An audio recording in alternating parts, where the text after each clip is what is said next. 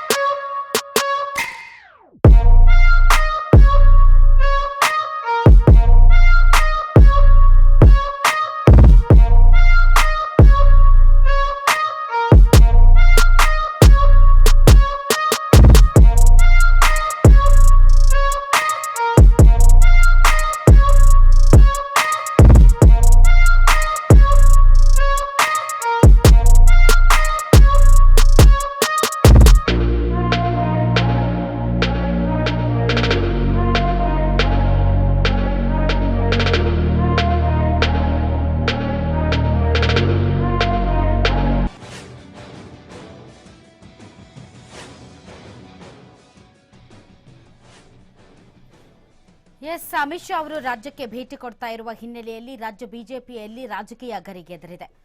ಅಮಿತ್ ಶಾ ಅವರ ಭೇಟಿ ಹಿನ್ನೆಲೆಯಲ್ಲಿ ಬಿಎಸ್ ಯಡಿಯೂರಪ್ಪ ಅವರನ್ನ ಮುಖ್ಯಮಂತ್ರಿ ಬೊಮ್ಮಾಯಿ ಅವರು ಭೇಟಿ ಮಾಡಿದ್ದಾರೆ. ಸಿಎಂ ಕಚೇರಿಗೆ ಬೊಮ್ಮಾಯಿಯನ್ನ ಯಡಿಯೂರಪ್ಪನವರು ಕರೆಸಿಕೊಂಡಿದ್ದಾರೆ. ಸುಮಾರು 20 ನಿಮಿಷಗಳ ಕಾಲ ಯಡಿಯೂರಪ್ಪ ಮತ್ತು ಬೊಮ್ಮಾಯಿ ಅವರ ನಡುವೆ ಚರ್ಚೆ ನಡೆದಿದೆ.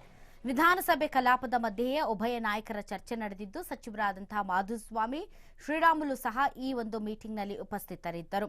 ಪ್ರಮುಖವಾಗಿ ಅಮಿತ್ ಶಾ ಅವರ ಈ ಆಗಮನ ಏನಿದೆ ಇದು ಹಲವಾರು ರೀತಿಯಾದಂತಹ ಬದಲಾವಣೆಗಳಿಗೂ ಕೂಡ ಸಾಕ್ಷಿಯಾಗುವಂತಹ ಸಾಧ್ಯತೆ ಇದೆ. ಯಾಕೆ ಅಂತಂದ್ರೆ ಅವಧಿ ಪೂರ್ವ ಚುನಾವಣೆಯ ಬಗ್ಗೆ ಎಲ್ಲಾ ಕಡೆ ಮಾತುಗಳು ಕೇಳಿ ಬರ್ತಾ ಇದೆ. ಗುಜರಾತ್ ಚುನಾವಣೆ ಡಿಸೆಂಬರ್ನಲ್ಲಿ ನಡೀತಾ ಇರೋದ್ರಿಂದ ಡಿಸೆಂಬರ್ನಲ್ಲಿ ಕರ್ನಾಟಕದ ಚುನಾವಣೆಯನ್ನು ಕೂಡ ನಡೆಸಿ ಬಿಟ್ರೆ ಒಂದೇ ಅಲೆಯಲ್ಲಿ ಗುಜರಾತ್ ಅಂಡ್ ಕರ್ನಾಟಕದಲ್ಲಿ ಒಳ್ಳೆಯ ಸ್ಥಾನಗಳನ್ನು ಗೆಲ್ಲೋದಕ್ಕೆ ಅವಕಾಶ ಇರೋದ್ರಿಂದ ಅದರ ಬಗ್ಗೆಯೂ ಕೂಡ ಕೇಂದ್ರದ ನಾಯಕರು ಚಿಂತನೆ ನಡೆಸ್ತಾ ಇದ್ದಾರೆ ಅನ್ನುವ ಮಾತಿನ ಹಿನ್ನೆಲೆಯಲ್ಲಿ ಅಮಿತ್ ಶಾ ಅವರ ಈ ಭೇಟಿ ಏನಿದೆ ಅದು ಹಲವಾರು ರೀತಿಯಾದಂತಹ ರಾಜಕೀಯ ಲೆಕ್ಕಾಚಾರಗಳಿಗೂ ಕೂಡ ಕಾರಣ ಆಗ್ತಾ ಇದೆ.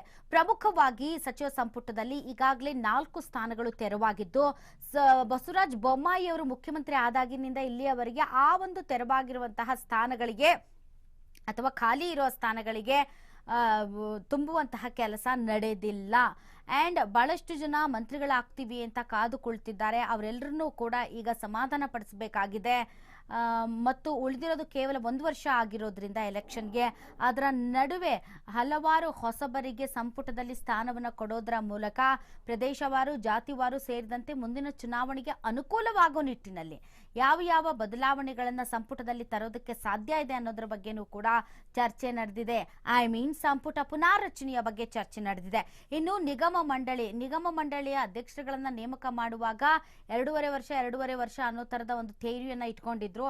ಆ ಹಿನ್ನೆಲೆಯಲ್ಲಿ ಈಗ ಮತ್ತೆ ನಿಗಮ ಮಂಡಳಿಗಳಿಗೆ ಯಾರ್ಯಾರಿಗೆ ಅವಕಾಶ ಸಿಕ್ಕಿಲ್ಲ ಅದರಲ್ಲೂ ಕೂಡ ಎಸ್ಪೆಷಲಿ ಕಾರ್ಯಕರ್ತರಿಗೆ ಸಿನ್ಸಿಯರ್ ಆಗಿ ಕೆಲಸ ಮಾಡ್ತಾ ಇದ್ದಂಥ ಕಾರ್ಯಕರ್ತರಿಗೆ ನಿಗಮ ಮಂಡಳಿಗಳಲ್ಲಿ ಅಕಾಮಿಡೇಟ್ ಮಾಡ್ತಾರೆ. ಬಟ್ ಈ ಬಾರಿ ಏನಾಗಿದೆ ಅಂದ್ರೆ ಬಹಳಷ್ಟು ದೊಡ್ಡ ಹಿರಿಯ ಶಾಸಕರುಗಳು ಅದರಲ್ಲೂ ಕೂಡ ಮಂತ್ರಿಗಳಾಗುವಂತಹ ಎಲ್ಲ ಅರ್ಹತೆ ಇರುವಂತಹ ಶಾಸಕರುಗಳು ಕಾಯ್ತಾ ಇರೋದ್ರಿಂದ ಶಾಸಕರುಗಳಿಗೆ ನಿಗಮ ಮಂಡಳಿ ಅಧ್ಯಕ್ಷರನ್ನಾಗಿ ಮಾಡಲಾಗ್ತಾ ಇದೆ.